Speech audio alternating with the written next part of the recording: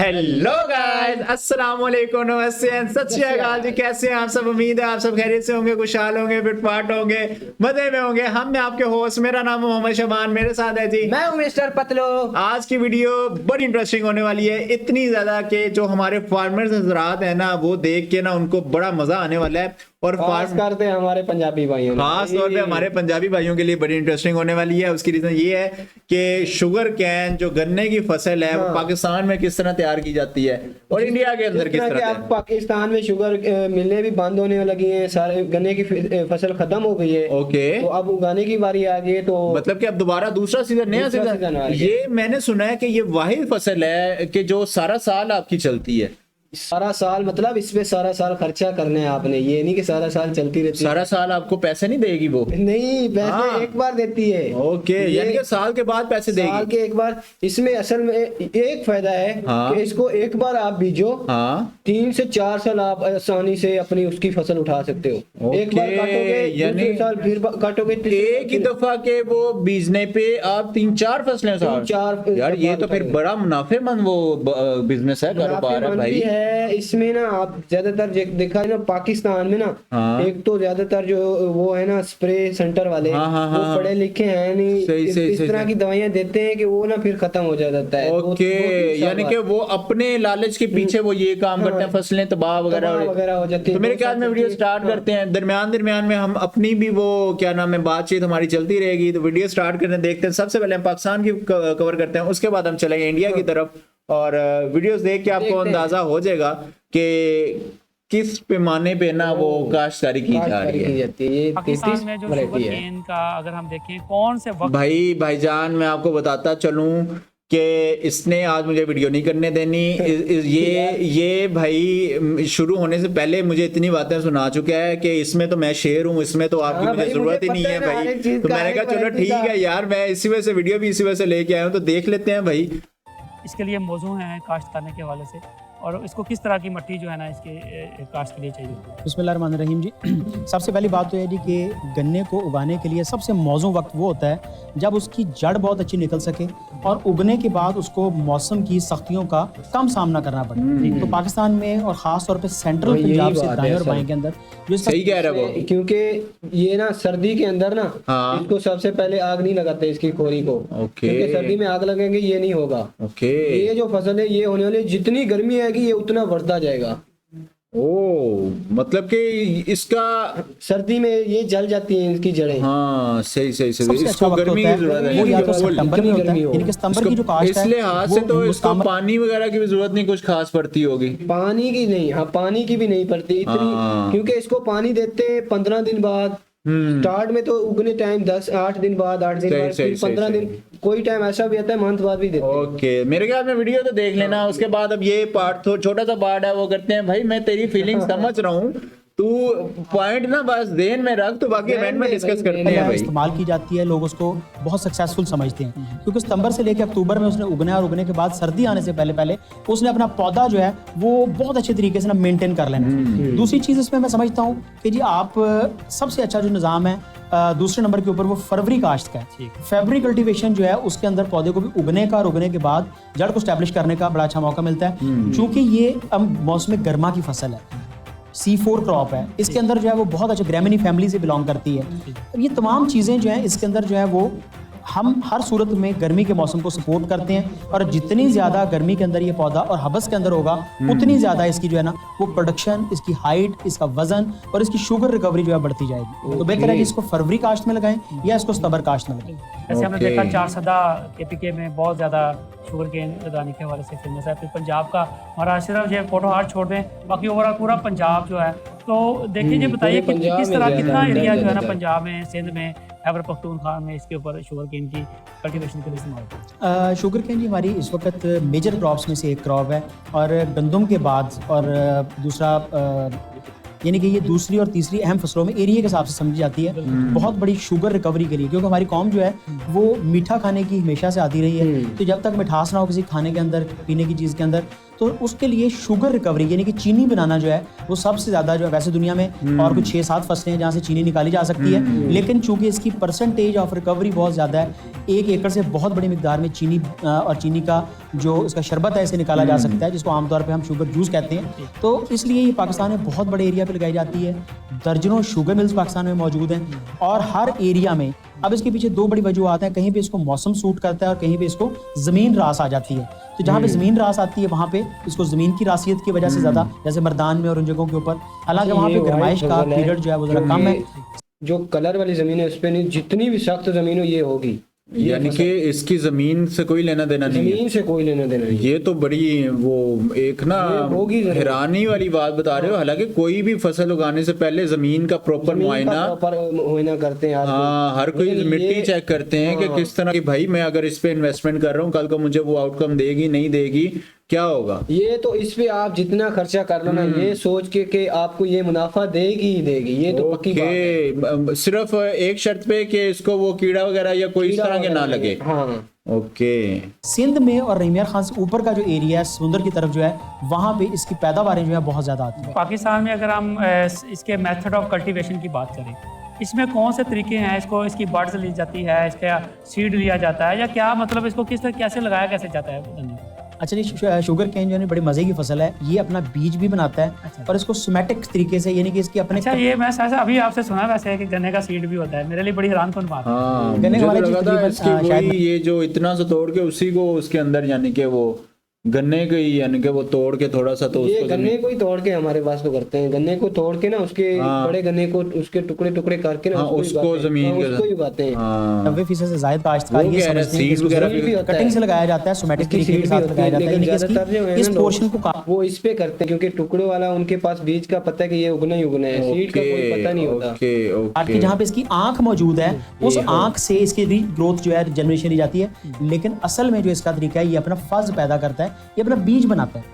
और फज जो है, जो बीज है, वो गन्ने की उस हाइट पे, ये बिल्कुल काने की तरह होता है। जो काना है ना, जैसे आपने बड़े ऊपर जाके बूर लगा लेता है, तो पाकिस्तान में सिर्फ 2 इलाके ऐसे हैं जहाँ पे ये अपना वायबल फज यानी कि अपना बीज जो उगने के काबिल बीज है वो पैदा करता है। एक सिंध में सजावल एक शहर है, वहाँ पे ये अपना बीज पैदा करता है। और दूसरा हैरानकुन तौर पे मरी से कुछ नीचे एक जगह छरा पानी है, जहाँ पे शुगर केन रिसर्च इंस्टीट्यूट भी कायम हो चुका है, तो वहाँ पे ये अपना बीज पैदा करता है। वहाँ से हम बीज लेते हैं, बीज लेके इसको रिसर्च स्टेशन में उगाया जाता है। इसकी अच्छी वैरायटीज जो है वहाँ से सिलेक्ट की जाती हैं और उसके बाद इसको प्रोपेगेट कर दिया जाता है पूरे मुल्क के अंदर, जहाँ पे आम किसान जो है वैरायटी को यहाँ से कटिंग से सोमैटिक तरीके से इसकी गंडी निकाल के जो है वो काश्त करते हैं। ओके जी, अब मुझे बताओ कि ये जो इतनी बातें इसने की हैं वो सारी ठीक की हैं या कुछ झोल टाइप कुछ लगा? ये बीज वाली बात है ना, ये मेरे दिमाग में नहीं आ रही, क्योंकि हमारे पास इधर साल 2 साल 1.5 साल तो खड़ा रहता है, उसमें तो बीज नहीं होता। ये कह रहे हैं कि जब ये बड़ा होता जाता है उसके बाद ये बीज निकलता है।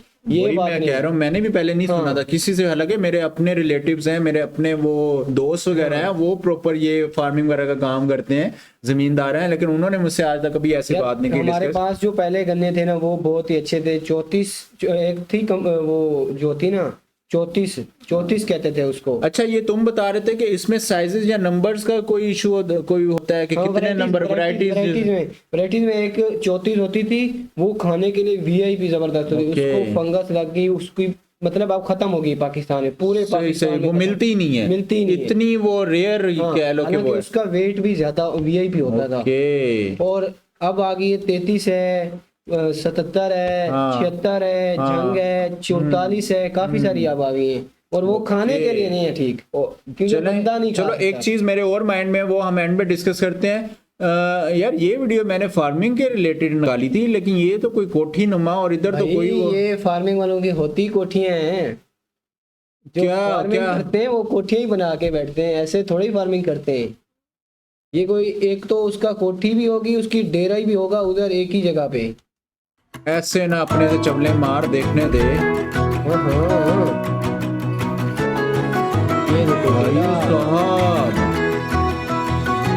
उत्तर प्रदेश में पीलीभीत के प्रगतिशील किसान सुखदीप सिंह लाड़ी का फार्म सिर्फ खेत नहीं, एक विजन है, जहां किसानी मेहनत से ज्यादा मैनेजमेंट से की जाती है। ये आलीशान घर, ये लग्जरी एसयूवी गाड़ियां और खेती के हर काम के लिए एक अलग ट्रैक्टर, यार ये अपने फार्मर्स तो इतने कोई खास तकड़े नहीं है, वो तो वही उसी तरह उसी हुलिये में घूम फिर रहे होते हैं। इधर तो भाई इसने कोठियां और गाड़ियां शाड़ियां बिलियां, ये तो यार ये मैं बताता हूँ ना, असल हमारे जो फार्मर है ना उनको कुछ दिया ही नहीं जाता ना, देख। हाँ, हम ये सबसे बड़ी चीज के हमारे पास फार्मर्स की कदर ही नहीं है, कदर ही नहीं है। एक तो अब उनकी बिजली और महंगी कर दी है, और पिछले साल जो गन्ने का रेट था उससे और बहुत कम कर दिया, बढ़ाने की बजाय कम कर दिया। ये बात तो है वाकई यार। 50 एकड़ खेत का मालिक ये होनहार किसान अपनी आधी जमीन पर इतना 50 एकड़ कितना होता है? 50 एकड़ तो बहुत कम है यार। हमारे पास 500-500 एकड़ वाले, वो भी इतने, उनके पास भी इतनी चीजें नहीं है भाई। इसके तो 50 एकड़ फार्म है और चेक करो किस तरह की लाइफस्टाइल गुजार रहा है भाई। खेती करता है जबकि आधी जमीन पर दूसरी फसल उगाते हैं। खेती हम लोग गन्ना, गेहूं और धान, और पहले हम लोग आलू भी लगाते थे, लेकिन कुछ समय के लिए लगाया, लेकिन उसमें हमें कुछ बहुत बढ़िया प्रॉफिट नहीं नजर आया, तो मेहनता का भी करते रहे। लेकिन अब हम प्रॉपर उस पे गन्ने पे ज़्यादा हमारा फोकस है। गन्ने पे 5 फीट की दूरी पे लगा के हम सह फसली भी लेते हैं उसमें साथ में। सह फसली में जैसे गेहूँ भी लिया हमने इस बार, चना, मसूर, अलसी, राजमा ये भी किए हैं इस बार, और लाही। गन्ना हम लोग टोटल लैंड में से लोग 50% करते हैं, 70 एकड़ लगभग हम लोग गन्ना करते हैं। गन्ने की हमारे पास काफ़ी वैरायटी है। 14,201 अर्ली में है, 16,202 अभी हाल में रिलीज हुई है, 13,235 है, 15,023 है, मतलब 8-10 वैरायटी हैं। सब ज़्यादातर अर्ली वैरायटी। लगभग हम गन्ना, हमारे पास तो 2-3 वैरायटीज तुम बता रहे हो कि ज्यादातर चलती हैं। हमारे पास वही चलती हैं, और वो भी बहुत कम ही क्वालिटी की होती है। यार इसकी तो हाइट भी बड़ी लंबी है। आपने देखा मेरे पास 2 ट्रैक्टर छोटे में इनके पास भाई, तो पहली बात तो हमारे लेबर का खर्चा कम हो गया गुड़ाई का। जितने देर में अगर एक लेबर करती है गुड़ाई 1 एकड़ की, इतने में ये एक दिन में 12 एकड़ कर देता है ट्रैक्टर। और ट्रैक्टर के पीछे खर्चा मिनिमम आता है एकड़ का 150 से 200 रुपया, और वो एक लेबर लेगी, लेबर अपना बढ़कर लेगी और काम भी कम करेगी, और काम भी सफाई का नहीं होगा। ट्रैक्टर से पूरा काम सफाई का होता है हमारा, और हमें कुछ देखना नहीं पड़ता, हम खुद करते हैं खेती हाथ से ट्रैक्टर पे। गन्ने में स्प्रे भी होगी, हम ट्रैक्टर से करते हैं। अगर लेबर लें तो कम से कम 4 बंदे चाहिए हमें, उनका चार्ज भी जाएगा, उनकी दिहाड़ी भी ज़्यादा लगेगी और काम कम होगा। वही ट्रैक्टर से हम दिन का कम से कम 12 से 15 एकड़ स्प्रे कर देते हैं, और वही लेबर करती है कम से कम 6 से 7 एकड़ दिन का। पूरा ट्रैक्टर जा रहा है हमारे पास। इस किसान के बारे में आपको सब कुछ बताएंगे। यार ये तो फिर इस लिहाज से तो तुम ये कहना चाह रहे हो कि हमारे पास रकबा ज्यादा होने के बावजूद उसको तंग करके, और अब इसके पास तो 50 एकड़ टोटल है, अब इसमें भी इसने खुला लगाया हुआ है, तो इसके तो और कम फसल होनी। इसको फायदा भी है ना, हमारे पास जब वो तंग होता है ना, तो बड़ा होने के बाद वो गिर जाता है, उसके बाद वो गलना शुरू हो जाता है। ये पॉइंट है कि ये फासले पे भी उसने लगाया हुआ है। दूसरी बात, ये हाइटेड इसी वजह से है फिर कि उसने का फार्म भी दिखाएंगे। लेकिन उससे पहले अगर आपने न्यूज़ पोर्टली के चैनल को सब्सक्राइब नहीं किया है तो जरूर कर लीजिए, ताकि ऐसे धुरंधर किसानों के वीडियो आप तक पहुंचते रहें। सुखदीप सिंह ट्रेंच विधि से गन्ने की खेती करते हैं और 1 एकड़ से करीब 600 क्विंटल उपज लेते हैं। सह फसली से वो अपनी लागत निकालते हैं और गन्ना उनका प्रॉफिट है। उत्पादन हम पिछले 6 साल से हम ट्रेंच पे गए। उससे पहले हम नॉर्मल जो प्रॉपर विधि चलती है उसी से लगाते हैं, तब तो हमारा उत्पादन बहुत अच्छा नहीं आता था। लेकिन जब से हम इस पे गए तो हमारा उत्पादन 600 प्लस का हम ले लेते हैं पर एकड़। यहाँ पे एकड़ से चलता, बिग्गे से नहीं, पर एकड़ 600 प्लस का हमारा वो रहता है, निकाल लेते हैं हम लोग। और 600 फसली से हम लगभग सारे पता नहीं, अब यही कह रहा है भाई, मुझे तो इसमें कोई पता नहीं है भाई। 600 मन ही कह रहा होगा, ये जो जिस तरह से बीजा हुआ है 600 मन ही होगा फिर। क्योंकि तो हमारे पास जो आता है ना वो 1000 मन, 1100 मिनिमम, 1100 मन एकड़ में से आ जाता है। यार लेकिन तुम ये भी तो देखो, तुम अपनी क्वालिटी देखो और इनकी क्वालिटी देखो। इनकी ये है ना, इन्होंने बीजा भी बहुत फासले से हुआ है। एक तो हमारे पास खर्चा भी ज्यादा करते हैं ना, ये बात है। ट्रेंच पे आने के बाद में हमें गन्ने की पैदावार बढ़ी, खर्चे कम हो गए। सबसे मेन थी पैदावार बढ़ा लेना एक अलग चीज़ है, लेकिन साथ अगर खर्चा भी हम कम करें बहुत ज़्यादा चीज़ है। ट्रेंच में 2 चीज़ें हुई, एक तो सारा लेबर हम लोगों की लगभग 0 हो गई, सारा कुछ ट्रैक्टर से करना शुरू कर दिया, स्प्रे, गुड़ाई, इंद्राई सब। तो अब जब से इस पे आए तब तो पैदावार मैंने आपको बताया अच्छी हो रही गन्ने की, बहुत ठीक है। उत्पादन तो जो मेरे हिसाब से मैं कहना चाहूँगा कम से कम 150 से 200 क्विंटल पर एकड़ का फर्क पड़ना चाहिए, हमारा पड़ा है। बाकी आपका कैसा आप प्रबंधन कर रहे हैं तो उसी पर डिपेंड करता है। और खर्चा स्वाभाविक बात है कम होता है, रोग कम आते हैं। जब इतना गन्ना घना लगता है उसमें इतना ना उसकी सूरज की रोशनी सीधी पड़ रही है ना कुछ पड़ रहा है, ये चीज़ें खर्चा भी कम होता है और प्रॉफिट बढ़ता है। सह फसली आप अगर ट्रेंच में जाएंगे तो सह फसली लेना वैसा बहुत ज़रूरी है। सह फसली लेंगे तो आप सारे खर्चे उससे निकाल देंगे गन्ने के। गन्ना फिर आपको एक प्रॉफिट की तरफ लेके जाएगा अगर आप सह फसली में जाएंगे तब। उत्तर प्रदेश में पिछले कई वर्षों से गन्ना किसान रोग और कीटों से परेशान हैं। कई किसान इससे परेशान होकर गन्ने की खेती तक छोड़ने लगे हैं, लेकिन सुखदीप सिंह का मैनेजमेंट कुछ अलग ही कहानी कहता है।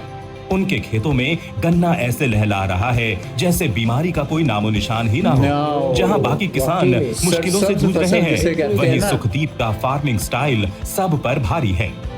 कई लोग तो वेट करते रहते हैं कि जब तक सुंडी आती है तब तक जाना नहीं। हम लोगों ने एक पूरा चार्ट बनाया रहता है कि स्टेप बाय स्टेप हमने कि इस दिन में ये स्प्रे देनी, इतने दिन में देनी, तो इसलिए हमें ज़्यादा दिक्कत आई नहीं। हालांकि हमारे उसको बहुत नुकसान हुआ है, लेकिन हमें इसी चीज़ का फायदा मिला कि हमने उसके अकॉर्डिंग ही चलते हैं। ना भी अगर उसमें दिक्कत हो तब भी जो दवा देनी है तो देनी है। ये अच्छी चीज़ है। हमारे यहाँ इधर खेती क्या में होता है, पीली- अगर पहले देखते हैं बीमारी लग गई है तो फिर देंगे। हाँ, उससे पहले बीमारी उसको- अपना काम दिखा देती है। हाँ, ये चीज मैं कहने की कोशिश कर रहा हूँ कि भाई तुम उसके बीमारी से आने, वो कोई भी कीड़ा वगैरह को उसको आने से पहले वो उसका इकदाम करो, वो फसल पे वो स्प्रे पहले कर दो, वो लगे ही ना उसको, बजाय इसके कि वो लगे खराब हो, फिर वो जाया टाइम की जाया। उसको टाइम खत्म होते होते ना वो अपना काम इसका कर ये सकती है। किसान जमीन की क्वालिटी को सबसे जरूरी मानता है, सॉइल टेस्टिंग पर सबसे ज्यादा जोर देता है। खेती के खलनायक बने क्लाइमेट चेंज के बीच कैसे खेती को बेहतर बनाया जा सकता है, ये उन्हीं से जानते हैं। गन्ने की सबसे पहली बात तो वैसे जब तक आप गन्ने में दूरी पे नहीं जाएंगे तो आप पैदावार नहीं बढ़ा पाएंगे, पहली बात। और दूसरी जो हम सबसे बड़ा नुकसान खुद हम किसान कर रहे हैं, हम आग लगाते हैं बहुत ज्यादा। आग लगाने के पीछे क्या रीजन है, ये तुमने एंड में बताना मुझे लाजमी। जो कुछ भी कुदरत का भी नियम है, जो उपजा वो उसी में खत्म होना चाहिए। अब हम लोगों ने जब से हम लोग आग नहीं लगाते, सॉइल टेस्टिंग नहीं करवाते। सॉइल टेस्टिंग जमीन की जांच जरूर कराएं मिट्टी की, उसी के अकॉर्डिंग आप उसको खाद पानी दें। हमारा तो एक माइंड सेट है कि टीपी डालनी, 4 कट्टे तो डालनी, यूरिया डालनी तो डालनी, मिट्टी की जांच नहीं करवाते। मिट्टी की जांच बहुत जरूरी है। उसके बाद आग से जितना परहेज कर ले किसान, मतलब जमीन पे काम, मिट्टी पे काम करना चाहिए। मिट्टी पे काम नहीं करेंगे आप कुछ भी कर लें। जब आपने मिट्टी खराब कर दी तो आप उपज ले नहीं सकते, कितना भी आप फर्टिलाइजर डाल दें। मिट्टी पे काम करना बहुत जरूरी है। हम हरी खाद भी खिलाते हैं, हम कभी गन्ने के पत्ते नहीं, सब बीच में मल्चिंग करते हैं, उसके अंदर जलाते नहीं। धान कटा वो मल्चिंग करते हैं। सुखदीप का एक बेटा कनाडा तो दूसरा अमेरिका रहता है। वो खुद 5 बार प्रधान रह चुके हैं। ये सब कुछ इस खेती की बदौलत ही है। देश का ये होनहार किसान आज कामयाबी की जिस ऊंचाई पर खड़ा है, उसके पीछे है कड़ी मेहनत और लगातार कोशिशें। पंजाब से आने के बाद इसकी शुरुआत उनके पिताजी ने की थी। अमृतसर से हम लोग बिलोंग करते हैं। अमृतसर के पास हमारा बिल्कुल बॉर्डर पे ही गांव है, तरनतारन के पास में। वहां से हम लोग यहाँ सन 69 में आए। 69 में ये फार्म खरीदा मैंने, कोठी बनाई हुई है भाई। और पूरी तरह से फैमिली से हम लोग यहाँ पे स्थापित हुए 73 में फार्म खरीद लिया था। और ये जो यहाँ की जमीन थी वैसे मुझे बहुत ज़्यादा उपजाऊ नहीं थी, बहुत रेतली जमीन थी। रेतली जमीन होने के बाद में यहाँ हमारे जो पिताजी थे उन्होंने बहुत हार्ड वर्क किया। फसल वसल होती नहीं थी ज़्यादा, लेकिन वहाँ पे था हमारा अमृतसर में, तो चलता रहा मामला। वहाँ यहाँ आते रहते, लेकिन धीरे धीरे फिर ये यहाँ पे लगभग 82-83 में जो नहर निकली, जब जो फार्म खरीदा था तब इसी को देख के खरीद लिया था। जिस इसमें नक्शे में कि नहर बनी हुई थी प्रॉपर, कि ये जमीन कभी न कभी नहर निकलेगी। तो जब नहर निकलने के बाद में इस जमीन का वैसे पानी की उपलब्धता पूरी हो गई, तब अच्छी फसलें यहाँ पे होने लग गई। तो अब तो मैं समझता हूँ कि बहुत अच्छी ज़मीन है यहाँ पूर्णपुर तहसील की, जिले की मेरे सबसे टॉप की ज़मीन हमारे गाँव की है। अब तो हमने कम कर दिया दूध का, हम दूध का काम अच्छा करते हैं। ओके जी, ये अब वो दूसरे फार्मिंग की तरफ आ रहा है, डेयरी फार्मिंग की तरफ। लेकिन हमारा तो कंपैरिजन था भाईजान शुगर केन का। अच्छा, मुझे सबसे पहले आप ये बताओ कि गन्ने की फसल को आग लगाने के पीछे क्या वो साइंस है, क्यों लगाई जाती है? यार आग इसलिए लगाई जाती है कि उसके अंदर जो उसके होती है ना खोरी वगैरह, वो काफी मिकदार में पड़ी होती है। और पड़ी रहेगी तो गन्ना उगेगा कैसे? यानी कि उसको जब तक साफ नहीं किया जाएगा। हाँ, ये बात भी है, लेकिन यार इसके पीछे तो पोल्यूशन काफी ज्यादा होती है यार। 2 नुकसान होते हैं, एक तो जमीन का नुकसान होता है। जमीन का क्या, यानी कि वो उसमें वही कैरी हो जाती है, उसकी पड़ी रहती है ना, इस वजह से वो मिट्टी फिर खराब हो जाती है। तो गन्ना जो है ना, वो उसका जड़ है, वो फिर गलना स्टार्ट हो जाती है। 2-3 साल बाद वो खत्म हो जाती है। गाइस, इंडिया में भी कुछ किसान ये तो बता रहे थे, लेकिन आपने बताना कि इंडिया में भी कुछ किसान ऐसे हैं कि जो जमीन को आग लगा देते हैं। मैं तो समझता हूँ नहीं लगानी चाहिए। इसका कुछ मुतबादिल रास्ता भी तो होगा ना यार। हाँ, ये भी हो सकता है। ये है कि दूसरी जगह पे जाके लगा सकते हो आग, उधर से वो उठा लो सब कुछ। हाँ, ये कर लो, क्योंकि ये अब जो सांस लेने हैं उनको भी पोल्यूशन के जरिए वो सारी चीजें, एक धुआं इतनी मिकदार में उठना, तो वो बहुत सारा सीन होता है। और ये असल बात है, जो पानी नहर का पानी लगता है ना जिस फसल को, उसकी पैदावार ज्यादा होती है। जो ट्यूबवेल वाली से उसकी पैदावार ज्यादा होती है। और देखा जाए हमारे पाकिस्तान में ना ज्यादातर नहर की चोरी करते हैं लोग। नहर के पानी की भी चोरी का है पानी भी चोरी करते हैं। अच्छा, जो अक्सर लड़ाइयाँ वगैरह मैंने देखी हैं इन किसानों की, फार्मर्स की होती रहती है, ये पानी की वजह से होती पानी है। की वजह से, क्योंकि आगे वाले की तरफ तो पहुंचता नहीं, पीछे वाले पहले तोड़ के खड़े होते हैं, इसी वजह से। देख लें पाकिस्तानियों के काम यार, कि नहर के बंद तक को तोड़ के ना उधर से पानी निकाल रहे थे यार, लेकिन इसमें उनका भी कसूर नहीं है। हुकूमत जो है वो पानी अगर प्रॉपर तौर पे फराहम करे। हाँ यार, और इंडिया में तो पूरा साल चलता है ना पानी नहर का, हमारे पास तो 3 मंथ चलता है, 3 से 4 हर तरफ से बेनिफिट है, 4 मंथ हमारे पास चलता है, और 12 भी, और इनके पास तो जो एग्रीकल्चर वाले किसान हैं उनको तो फ्री है ना। बात वही है ना कि इधर का किसान जाए तो फिर कहाँ जाए, वो कहाँ किस जगह, उसने जाहिर सी बात है, उसने अपने घर के खर्चे पूरे करने हैं, उसने अपने फार्म के खर्चे पूरे करने हैं, उसने जमीन के खर्चे पूरे करने हैं, सबसे ज्यादा लेबर देनी है उसने, सबसे ज्यादा हमारा आता है बिल, वो उनका फ्री है। हाँ, सब उनको हर तरफ से यार बेनिफिट वो गवर्नमेंट ने दिया हुआ है, जस्ट हम ही हैं या जिसको हमारा हाँ, अभी और तक कुछ मेरे क्वेश्चन है अपने ऑडियंस से, हाँ। कि जो हमारे पास चल रहे हैं ना गन्ने का, वो तो 400 चल रहा है या 370 अभी ये करंटली का रेट है, 370 में पाकिस्तानी। आप लोगों ने बताना है कि आपके पास क्या चल रहा है, और हमारे पास जो ये डीएपी खाद है, हाँ। वो 16-17 हजार रुपये पहुंची हुई है एक बोरी। अगर ये 10,000 रुपये दे तो 3 बोरी लगे तो ये गन्ना बहुत अच्छा उगेगा।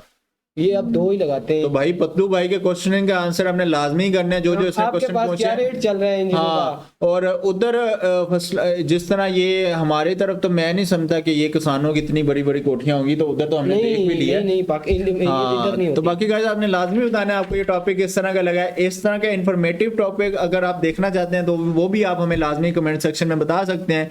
बाकी कोई भी टॉपिक हो आप हमें सजेस्ट भी कर सकते हैं, हम डेफिनेटली इस पर रिएक्शन देंगे। मिलेंगे आपसे नेक्स्ट वीडियो में किसी नए टॉपिक के साथ, किसी नई वीडियो के साथ। बहुत सारा ख्याल रखेगा अपना और अपनी फैमिलीज का। टिल देन टेक केयर जी।